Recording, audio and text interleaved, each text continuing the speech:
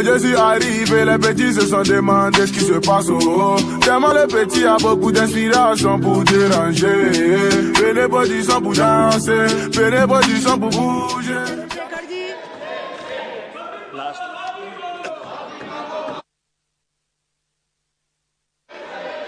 धन्यवाद सभापति जी। मणिपुर देश का अभिन्न अंग है, वहां महिलाओं एवं बच्चों की सुरक्षा सुनिश्चित की जाए। यह केवल एक राज्य का नहीं बल्कि यह मुद्दा देश की अस्मिता और गरिमा से जुड़ा हुआ है। अतः वहां शांति व्यवस्था बहाल कर महिलाओं एवं बच्चों को सुरक्षित माहौल प्रदान किया जाए। मणिपुर की घटना की वजह से अंतर्राष्ट्रीय स्तर पर देश की छवि खराब हुई है।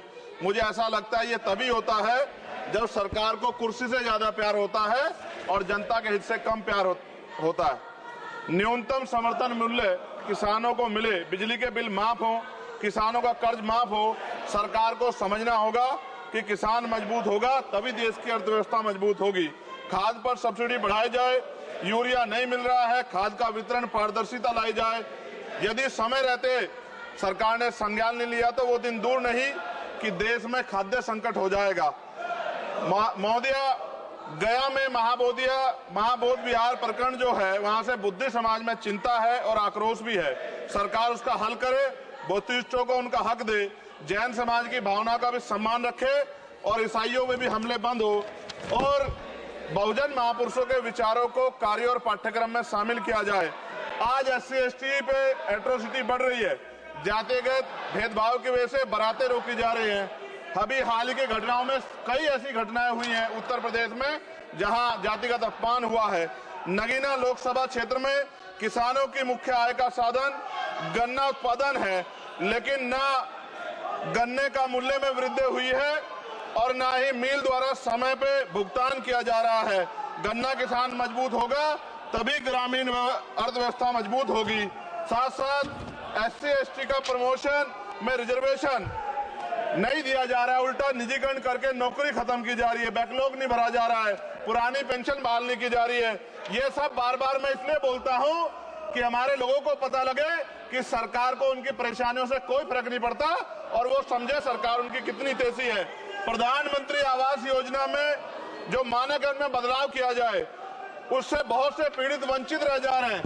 कई बार ऐसा होता है और मैंने ये देखा अपनी आंखों से, किसी ने बरसात से बचने के लिए ईंटें लगा दी हैं, उनको मानक से बाहर कर दिया जाता है।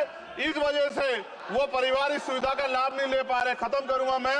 इस वजह से उनके घर नहीं बन पा रहे और 75 साल बाद भी लोगों पे घर नहीं है। शर्म की बात है।